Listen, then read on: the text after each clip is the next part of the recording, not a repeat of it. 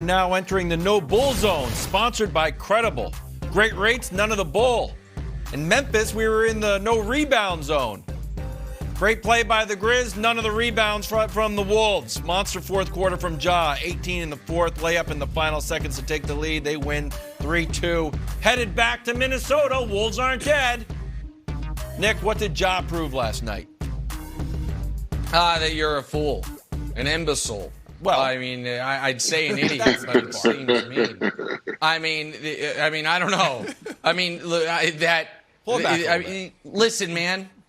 You want me to reel it back? I won't reel it back. You're out here taking delight in Kevin Durant calling me a peasant. I can take delight in you having the single worst moment in sports television of 2022, and it's not. No one's going to top it. You had the Grizzlies, buddy. They were your team. Ja was your guy. And then a team that is led by Patrick Beverley, who, by the way, did the too small celebration with 4 minutes left, only to foul out and see Ja score 13 consecutive points, including the game winner, after Patrick Beverley reading his own press clippings or watching his own First Things First clips where you just give him all his flowers. You teamed up with D'Lo, whose entire career should have told you that's a mistake. Karl Anthony Towns, who can't learn from his own premature celebration 96 hours ago. And I love Ant. We all love the Ant-Man, but he's young, and let's call him capricious and a little precocious, and that he gets a little ahead of himself. You abandoned Ja for that collection of guys. And so, yeah, I mean, that's what I learned. I learned you, my friend, I work with a doofus. That's what I learned. Okay. Well, I learned that this game is going back to Minnesota. Wolfpack, we've got to rise up now because that was a little bit rough. Was it as rough as when you gave up 2 20-point leads? No. But that one was rough. And I just want to talk about my friend, Anthony Edwards. Ant, we are friends, whether or not you know it. I pull for you here. I've loved you since you did the interview and you said that you could play Major League Baseball, any of the sports you could play because you're great at all of them. I love the confidence.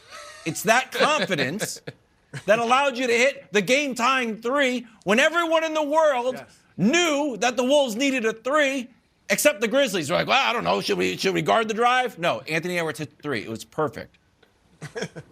But when the game is winding down in a tie game and he goes for the steal, not a great call. Here's what Ant said after the game. Take a listen. The final possession with Ja, what happened on that play? Did you kind of go for the steal, or how did you see that thing play out? I already had my mind made up that I was going to try to steal it. Dumb mistake. It's over though, so can't do nothing about it. Okay, hey, live and you learn, Antoine. Live and you learn. Don't go for a steal and give John Morant the game-winning layup. Hey, you know what? Mistakes happen. Young guys, 20 years old, can't even have a beer to drown his sorrows. So look, I still feel, and this is going to be the hottest take you've ever heard, slightly confident in the Wolves. Slightly. Antoine, I know you picked the Grizz to go to the finals. You couldn't have liked that game. You could not have said, watch that Grizzlies game outside of the dunk, and John the Fourth said, like, you know what? This Grizz team is unbeatable. You do not think that, Antoine. No way. Well, Wiles, this game and this series has been everything that I thought it would be. I told you guys that this was a bad matchup for Memphis as far as personnel-wise. They had athletic ability. They was young. They had great scores, and this was going to be a tough series for Memphis to get out. But they will get out this series. And they're going to get out this series because of the performance we saw last night from the best player in this series, and that's Ja Morant. With his ability and confidence that he has in crunch time is the reason why they're going to win. He's taking quality shots, getting to the basket. He's relentless as his pursuit to the basket, and he's got ice water in his veins.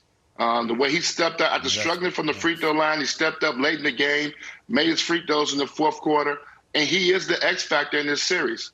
He's the one guy in this series that you can count on that's going to make the right play late. He did it in Game 4, comes right back and does it in Game 5. You got to give him a lot of credit. Ja's been terrific throughout the series in clutch moments. His stats may not show it. The efficiency is down a little bit because I think the foul trouble has bothered him. So the efficiency numbers are not there. But just an unbelievable performance from Ja last night in the most critical game of the series, Game 5, to get him back to the advantage and put them in a situation where if they was to lose in Game 6, they're coming back home and get a Game 7. So unbelievable. And that's the difference, I think, when you think about Anthony Edwards. And obviously we know he's young. This is his first rodeo in the playoffs. But that mistake cannot be taken nonchalantly. You can't get in a Game 5 type of situation and go for a steal. You got to make a guy shoot over you in that moment and make them make a shot over top of you. That's something that he's going to have to live with if they lose this series. He has to get better than that, and that's going to be coaching. That's going to be coaching and him looking at himself in the mirror and know you can't do that. And to predetermine that you're going to think you're going to make a steal in that moment, it just baffled me at that time. So that's what Memphis has some things. Minnesota has some things to work on, and this is the reason why I picked Memphis to win this series, because of, even though we know Memphis is young, but Minnesota's inexperienced down the stretch. Yeah, there's no question about that. And look, I actually think Anthony Edwards, it was obviously a terrible play defensively, but I think he won't dwell on it. And some people might look at that as a bad thing. I look at it as a good thing for Game 6. I think they're going to forget about this. I mean, just like they forgot about blowing the 220-something point leads in Game 3 or 4, whatever game that was. I mean, I think they will. It was Game 3. They'll come back and win Game 6 and force a 7. And I think Ja Morant, to your point, Twine, will be the X factor in that game. Now, Ja, what he proved, you said it, ice water in his veins. That's what he proved. Because with all these young players who play great in the regular season, play great on a Tuesday night in Utah in January and all that, what we always have to wait and see is what they do in the playoffs. What will they do when the lights are the brightest? And what will they do in those big moments in the playoff games? And Ja Morant showed last night that he's going to come up big, that he's got the basketball character and the heart and the toughness mentally and physically to excel in the big moments. He showed everything we love about him on that last layup, the acrobatic athleticism, the quickness, all of that, the poise. But down the stretch, I thought that's when he really shined and showed us he's ready to take it to that level. He's ready for the big stage because, Twine, after Karl Anthony Towns hit a big three with 9.5 minutes left to give them their biggest lead, they're up 13. And then he shushes the crowd. Okay. Ja Morant took the game over. And you said it, Ja hadn't been having a great game. Only had 12 points up to that point and scores 18 in the final 9.5 minutes. And what I loved about him is he was able to step to the foul line, all right, where you have to think, where you have to be in your own head, where the crowd is going off. And you have to think about, can I make these free throws? What these free throws mean if I miss them? And I've been missing them early in the game because he was 2 for 7 to that point. And he makes 9 out of 10. So he showed me that he's made of the right stuff. That's right. And that's great news for the Grizzlies. That's right.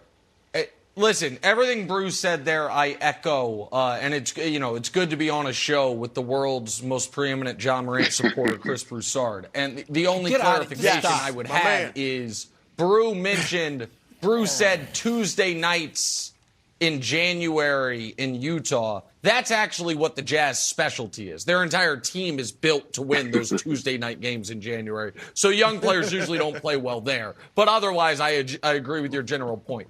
And Antoine, you also never switched up sides. You've stuck with the Grizzlies. Your pick to go to the finals.